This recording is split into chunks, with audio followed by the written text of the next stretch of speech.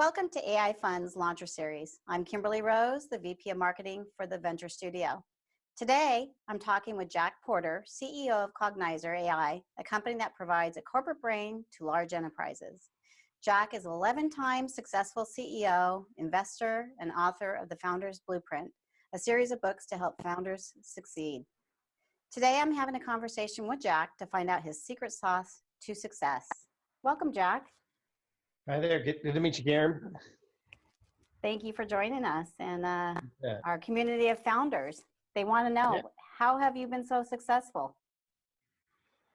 Well, I think it's kind of three things. One, I happen to always focus on a space that there tends to be a lot of money around. I've done for, almost 35 years now. I've been working in advanced mathematics, usually predicting some form of a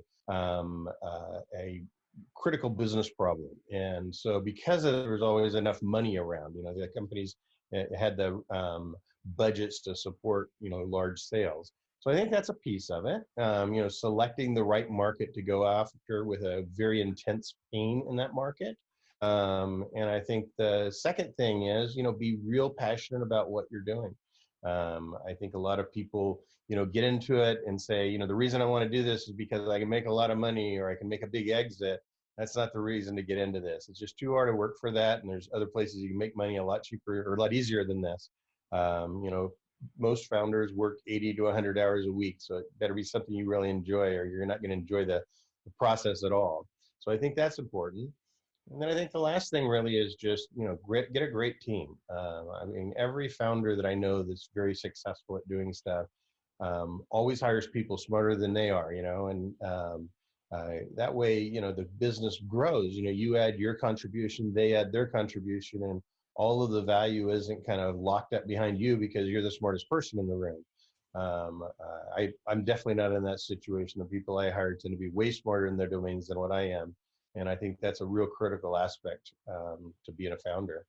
And I'd say one last thing is, it's having that ability to push through when it gets really, really hard, because it's going to get really, really hard. And I think in our last conversation, we were talking about, in my companies, all of them made it over. But in all of them, there was a time when it was like, should I really be doing this? Should we stop in it? And what we found is a lot of times success is just a little bit beyond that. And, the market turns, a new customer comes along, you're able to solve a big problem, product problem, and it was just a little bit further. And so I think a lot of people just stop short of that. And then they're not successful because of that. So how do you know when to stop? So you were saying, sometimes pushing forward, but, obviously there's going to come a point that you do need to stop. What would your recommendation be for founders? I guess I don't know. I guess I don't know because I never have. I've always kept on going.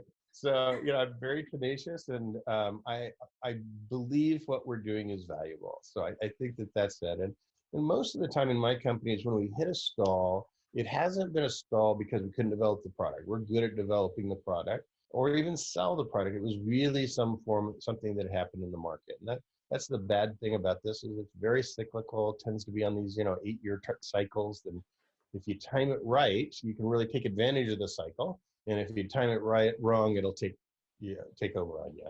And so, at the very top of the hill, it looks like, oh gosh, I get out in this market because this market's, just thriving. Well, the problem is if you try to get into the market at that level, it will dip before you can exit out of it.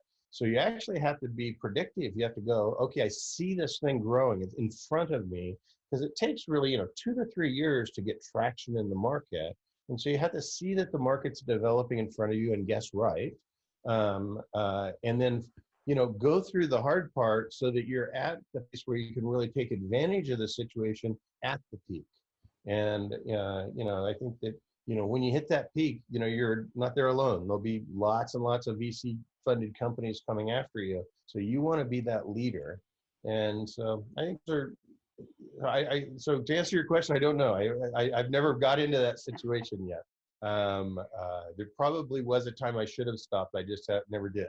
But the exits are different. Sometimes you exit and you just make your money back. Sometimes you exit and you make a big hit. And then sometimes, it's a ballpark of it. So I think the best thing is just go try to create a great company, and there'll be a way to exit when you do that. And if you create a crappy company, it's going to be hard to exit. Good feedback. So you've written a whole book on validation, which is Yeah. something near and dear to my heart. And I'm just kind of curious of what type of feedback you would give the founding community on truly how to go about doing validation. Well, I think that it's probably like one of the Achilles heels for founders. I think most of us think that we know what customers want, and we're almost always wrong. And I think the reason is because founders kind of vibrate at a different frequency than the market does. They tend to be, they feel the problem more. They're more technical. They're more accepting of like it's not quite right yet. Than the market is. And so, you're vibrating at this frequency and the market's vibrating at this frequency, and you've got to see what that delta is there. And if you build a product for the frequency you're on, you're probably going to sell it to a market of one, and so how that usually manifests itself is you build a product with way too many features, way too much functionality, especially up front. And the market comes in and goes, wow, that's just way too hard for me. And so what we typically do is we do a whole series of interviews, surveys, putting things inside of simulators so we can get use cases.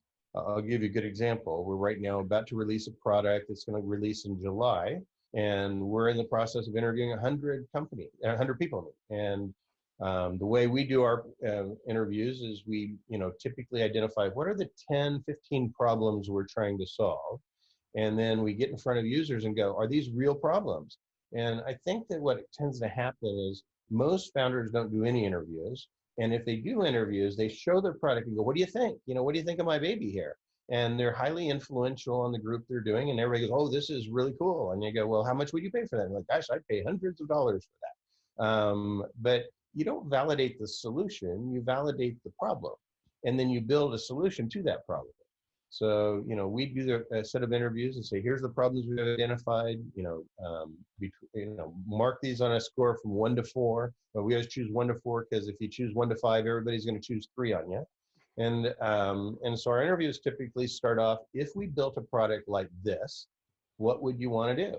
And the first thing, we just be quiet. And we try to let it talk for about 1 minute to 2 minutes of them telling us that. And the reason is because everybody will say the same thing in the first couple minutes, but then they have to think really hard about what else they would want. So like in our situation, we're corporate brain. So it's like, hey, if you had a corporate brain, an augmented intelligence that knew all about your company and all about the information in your company, what would you want it to do? And then you just shut up and you just let them talk and let them talk. And then we come back and say, hey, we've been researching this ourselves, and we found 10 problems. Can you help us validate these problems? And then the last thing we do is like, of all the problems we have identified, if you had to remove 2, what 2 would you say is not as much of a problem? And then if you wanted to add 1, what would you do there? And then what we do is we'll ask them, okay, if that's where you're at, can you introduce me to someone in your network that fits this persona that would be willing to sit down and do an interview with me, somebody I don't know? And the reason is your network, you're highly influential on your own network. So you want to be off at least 1 level, and hopefully you'll get to 2 levels to be able to interview people that you aren't as much of an influence on. And so that's kind of how we do the interview piece of it. And we'll get that back. We typically take the results of that and we run a Google survey on it and try to get 1,000 people to go, yep, these are all validated at this point. In the thing we're doing right now, we actually have 3 cohorts with 3 different sets of questions. We're trying to get different aspects of the problem from these different cohorts. And then we do surveys. And then the last thing is we're going into a community beginning June, and inside the community is a simulator. The product's not quite done, but we've got a simulator in there that looks like the product's done and allows people to really use it and see what it is, and it's fully instrumented. So we know every single thing that they're doing on that product and where they're getting stuck and things to that effect. So it's real sophisticated on the way you get to a product market fit, and making sure that what you built is something that the customers understand and like and use. Right. And I think the hands-on on a prototype is really important. I've seen a lot of companies not do that. And then by the time a customer gets it in their hand, they look at it and say, no, no, it's too heavy. No, it's not what I thought it was. Yeah, and you know, there's some real good solutions now that kind of help you build those simulators too. I mean, we used to have to build those things from scratch. And there's good things that you know help you create a container with a unique environment in it for each user, and then a simulated experience inside there that you can track. The key there, I think, is instrument the heck out of it. Make sure that you have every single thing they're doing, like as they're tracking the mouse, making sure that you know where the mouse is going and what they're clicking on, if it's not clickable, and where they're clicking, things to that effect. How do you find these potential customers? How do you get to them? I know that's something Yeah. that's very hard. Well, we kind of do it in multiple modes. So the first one, we do work on our own network. So my team is very connected, been in the industry for a long time. So we start working our own contacts, and then we get those contacts to introduce us to people, and then we get those people to introduce us. So that's one place. Second place we end up getting it is, now you can buy lists for not really a lot of money. That's really validated lists. It's even double opt-in kind of things. And so in the specific situation we're doing the product releasing at the end of June here, is we bought a list with 30,000 names of people that were Box users and Dropbox. Our product works against Box and Dropbox. So we bought a list that we can email into and invite those people in. And then the best thing is Facebook. Facebook and LinkedIn of running ads in front of people is a really good thing to do. And as you get into it, we use custom lists. So we'll take that 30,000 names that we have and create custom lists for it. Then the custom list will show who's connecting. And then once Facebook sees who's connecting, it can create what are called lookalike audiences for you. And the lookalike audience are, Facebook knows more than you do. Facebook knows who is likely to, download and start using a new product, who's done productivity apps and things like that before. And you can't query for that, but they can put it in there. And with both of them, you're paying for clicks. So they're on the same motivation you are. They want as many clicks as they can because that's how they get paid. And so, I'm big on Facebook. I'm a big user of Facebook and LinkedIn for their ad models. I haven't done a lot on Twitter. I know lots of people do. I just kind of focused on Facebook and LinkedIn. Mm-hmm. Great. Thank you. Excellent. When you were looking at starting companies, I know you have a very technical background yourself. If a founder had a technical background, do you recommend that immediately they hire a co-founder with the business background, or what's your recommendation in starting a company? Well, it's interesting. When I first started my career, there was a real bifurcation between the business founder and the technical founder. And there's less of that now. The business founders tend to be very technical, and the technical founders have a big passion around business. So it puts this common ground that you can kind of work on. But the reality is, I think you need at least two founders here, because as a founder myself, like me and my co-founder, I work 80 to 100 hours every single week, and I enjoy it. I really like it. I've got an integrated life around that, and my co-founder does the same thing. Well, there's no way for us to put in 200 hours. I mean, you have to have two people to cover that many hours. And so I think that's a real critical thing. You can't do it as a single person. There's just too much work to do it. And so I think you need at least two. And we always called it the hacker and the hustler. Now more and more, because of the user experience has become such an important part of it, we're kind of adding this third guy that a lot of times people are calling them hipsters. So you got the hacker, the hustler, and the hipster. And the hipster is the guy that on everything you do keeps your brand tight. Your executive summary goes out, it looks awesome. Your customer proposals go out, they look awesome. Your customer presentations, your UX, your UI, all of that looks awesome. Because awesome from a user experience is the standard now. It's the kind of low end stuff we used to do back in Windows. That doesn't cut it anymore. People expect very good interfaces that are really modeled towards the user behavior. Interesting. Very interesting. Thank you. So since you've had the experience of multiple AI companies, what has been the hardest thing in building an AI company? Yeah, and it is hard. I started back when, AI has been called different things. There was a time period there you never wanted to call yourself AI because that was like a bad word for many years. Right. But always mine was very advanced math in a very core business process. I did a lot of focus on clinical operations for pharmaceuticals, financial services, were very complex math problems. But the technology is moving so fast right now that I always say you're kind of shooting at a moving target from a moving target. So if you looked at our platform, I don't think there's a single model in our platform that the technology we used in that model existed 2 years ago. It's moved that fast. We have to think, to do modeling is somewhere around 8 months to, 18 months is how long it takes to optimize a model. Hmm. And we've had to move that quickly. And since we've been working on this platform for 2 years, we were in about our third iteration of the models. And so you got to keep track of it. So we've actually split our company up, and we have what we call deep research. And deep research is looking at, they just spend all their time on archive.org looking for what's the new technologies going on. And I've actually hired a bunch of PhD interns is what I've done. And they work with us about 20 hours a week, and they do all that preliminary research. Here's new technologies we're seeing on the fringes. And then we have our research department that takes that and starts putting in, test brackets and things like that so that we can go, this is how we would use that with this technology. And then it goes into development, and that's how we use it against our own technology. So that we never had to do that before, that 3 levels of thing. We kind of had 1.5, we had a couple of people from development doing research. That's how we do research. The research is hard right now. It's very complex math. It's very complex technologies. It tends to be stuff where you have to have the right brain to even think about this kind of math. And if you don't, you can't work in this area. And so, you got to find just the right people who can kind of do that.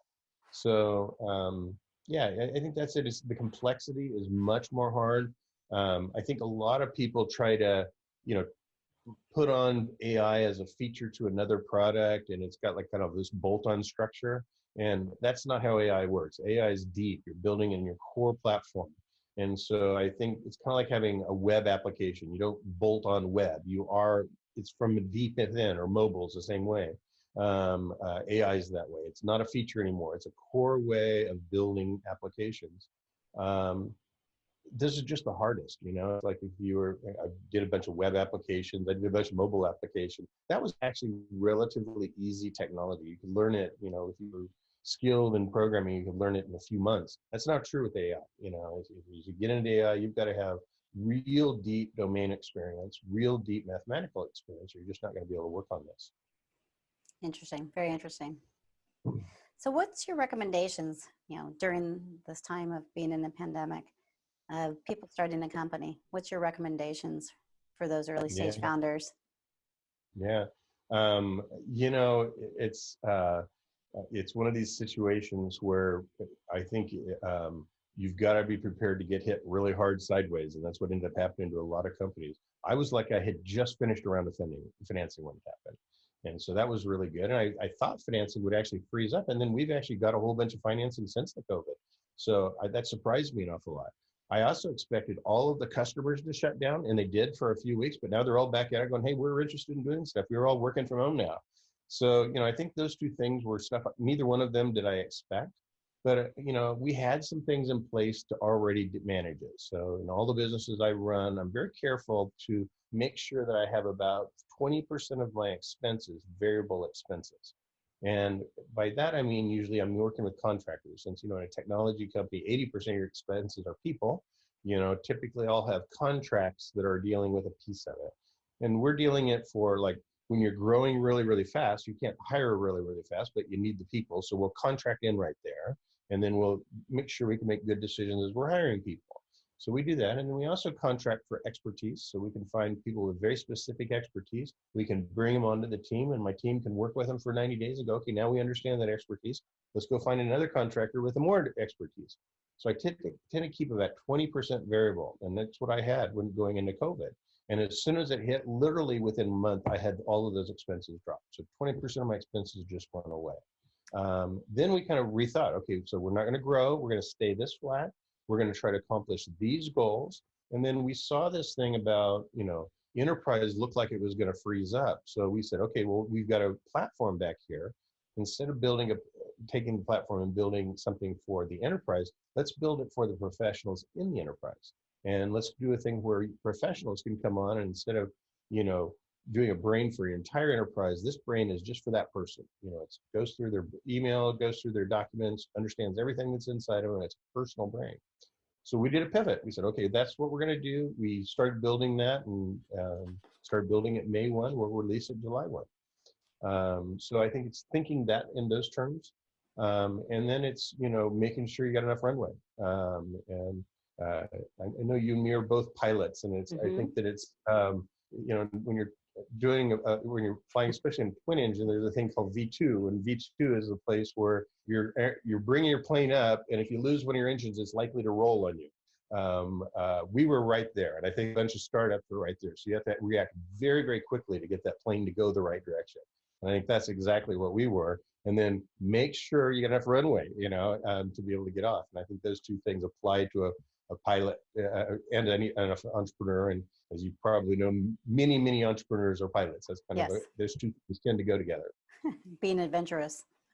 Yeah, I think it is. Risk and right. Yeah, kind of go hand in hand. Yeah. Well, this has been great. Is there anything else that you want to cover that I haven't asked? Any other suggestions for our founders community? Well, I think one of the things that we're seeing as we go into this explore, everybody's working from home and working remotely. And I've done this in all my companies, but it's no different for me. I've got 10 people here, and I got 30 people in India working for me, and I work with both of them in exactly the same way right now. And I think that we're getting to the point where we really can go to where the resources are and where the talent is. I've always used India for kind of 3 reasons, and one of the reasons I've used it because it's 3 to 5 times arbitrage. It's significantly less money to do in India.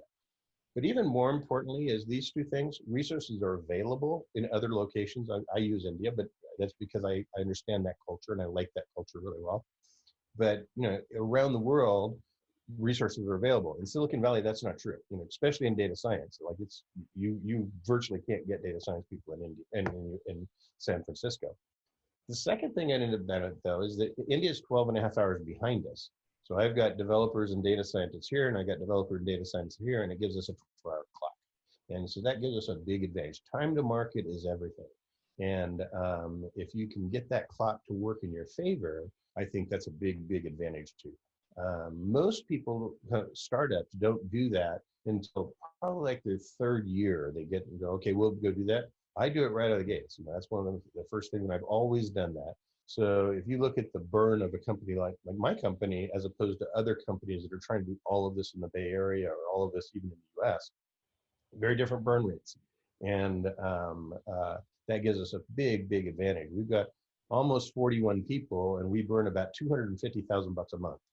If you look at a normal company, it would at least be 500 and probably $600,000 a month to kind of keep up at the same level. So that makes it be way more cash efficient, and gives us an advantage. And as a startup, you need every advantage you possibly can get. So I think that's one of the things I would look at as a founder. Excellent. Excellent. Well, thank you so much for your time, and congratulations on your new funding. Yeah, you bet. Thank you again. Sure.